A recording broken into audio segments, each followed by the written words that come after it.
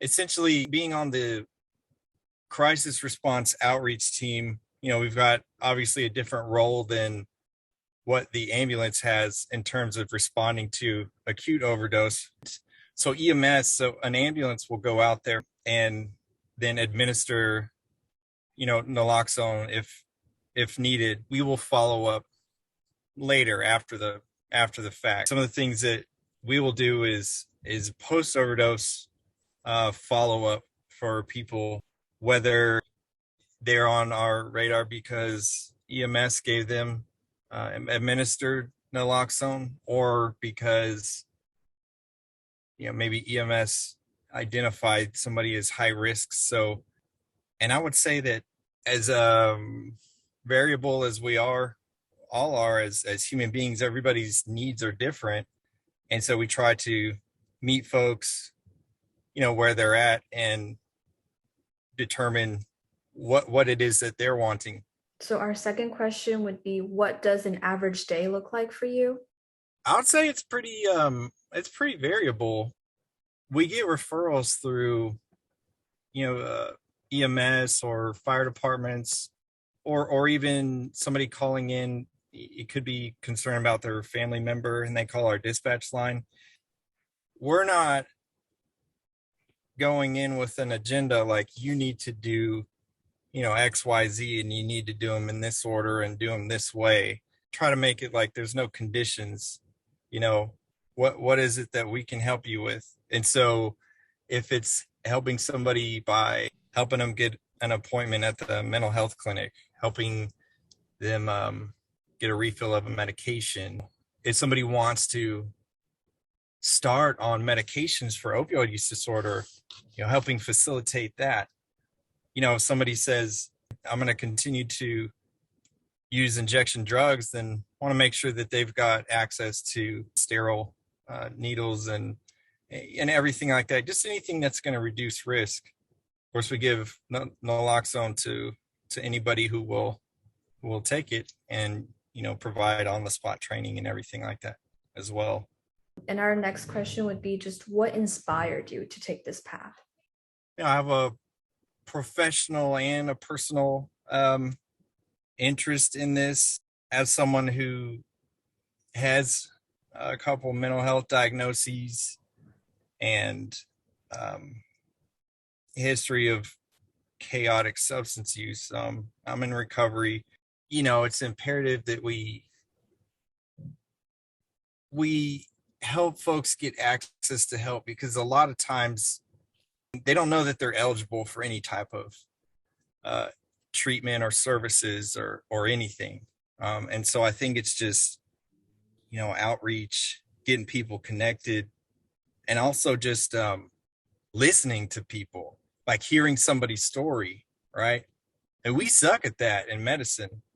We suck at listening to people, but especially to people of certain, subsets of patient populations, like people with psychiatric illness, people with substance use disorder. We don't listen to them. And then we impose what we think they should be doing, and get mad when they don't, or something like that. So I think that can be hugely powerful. It's important to be in these situations where there's not this hierarchy. It's just like, we're a couple people helping each other. It is hard for people to comprehend what someone is going through when they use.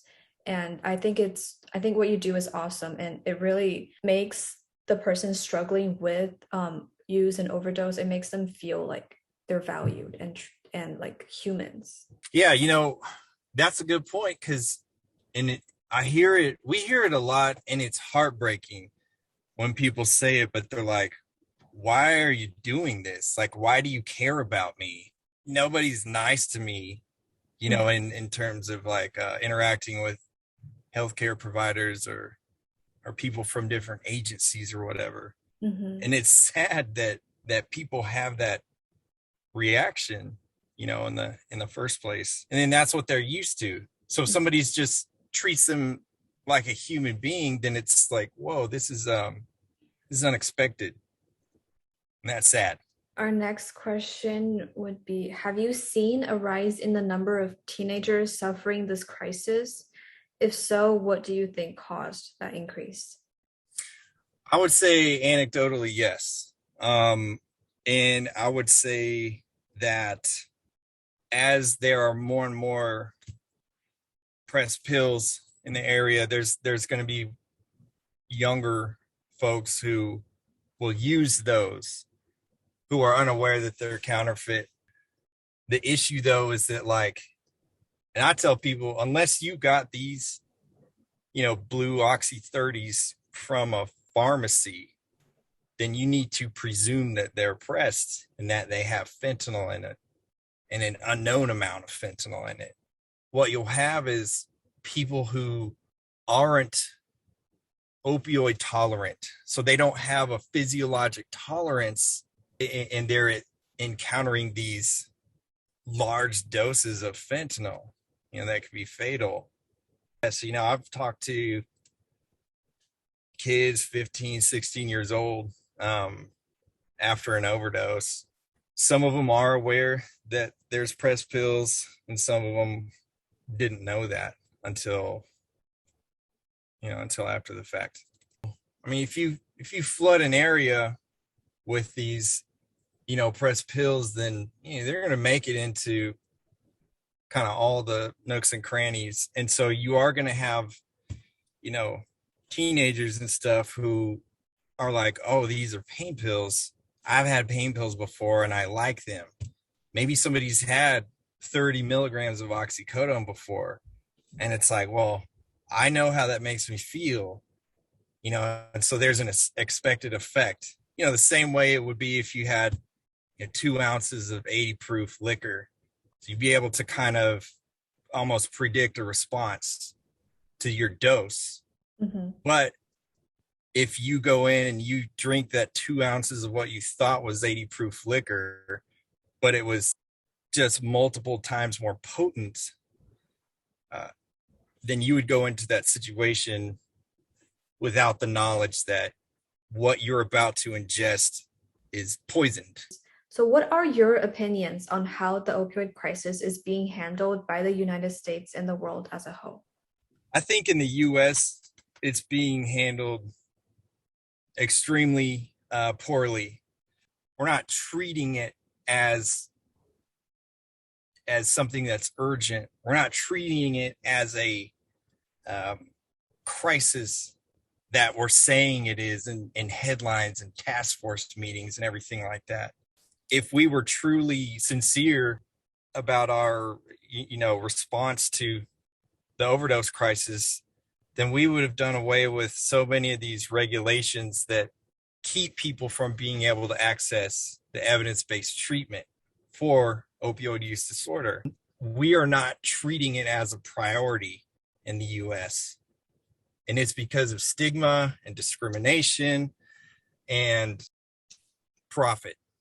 In medicine, we're so quick to follow the science, and things will change, not immediately, but somewhat quickly, especially in contrast to the way we, procrastinate listening to the science when it comes to substance use disorder. We are painfully slow to listen to that science for some reason.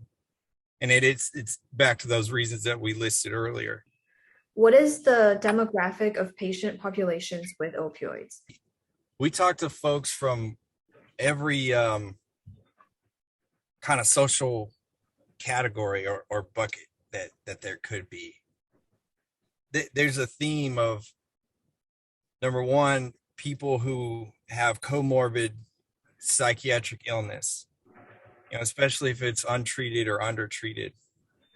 And the other thing too is people who are either uninsured or underinsured as well. Why do you think the opioid crisis is a problem? And what is the biggest problem associated with it? The biggest problem associated with it is lost lives, families and friends who are just left devastated. I think largely we're in a culture of placing profits over people's lives. What types of opioids are you treating for? Are you seeing more synthetics, heroin, or fentanyl, or anything else? I would say the biggest shift was about a few weeks after lockdown started. We saw a giant spike in overdoses related to these pressed pills, and in particular, the ones that are pressed to look like these blue oxycodone 30 milligram tablets. And to a much lesser extent, seeing overdoses related to um, pressed pills made to look like the white or yellow 2 milligram Xanax bars. It was an alarming spike, and they had been around in our area before. The few weeks after lockdown started, it just boomed, and since then they've been still more pervasive in our area. Most of the overdoses that EMS runs are on the pressed blue oxy 30s. The issue is that fentanyl is just so potent that just a tiny bit more than what's used to create a dose can cause an overdose. Fentanyl. These are the pills. Is how often do you respond for opioid crisis? There's a few per week. And people want different degrees of either services or connections or follow-up. And for some people, it's like, yeah, I'll take the Narcan, I'll take the fentanyl test strips, and I'm good. While others, they're like, hey, you know what? I need help with getting my ID so I can try to get a job again, or get my food stamps. When it comes to disordered substance use, you don't get any of that. And in fact, you rarely get treated like a person. We don't give those resources or those follow-ups or referrals, to people with SUD. At the minimum, can we leave, a handful of Narcan kids in these fentanyl test strips? We're just trying to reduce risk. Tell everybody about these pills, so at least if somebody's using, they're using with that knowledge. We want people to make an informed decision based on accurate information. If you're going to use it, be very careful. Don't use alone. Always have Narcan with you. If you're using with a buddy, stagger your doses so you don't both overdose at the same time. Don't mix other respiratory depressants if you're using these. Well, we want to thank you again for your time and just willingness to do the interview with us. Yeah, anytime, man. Anytime y'all have questions or anything,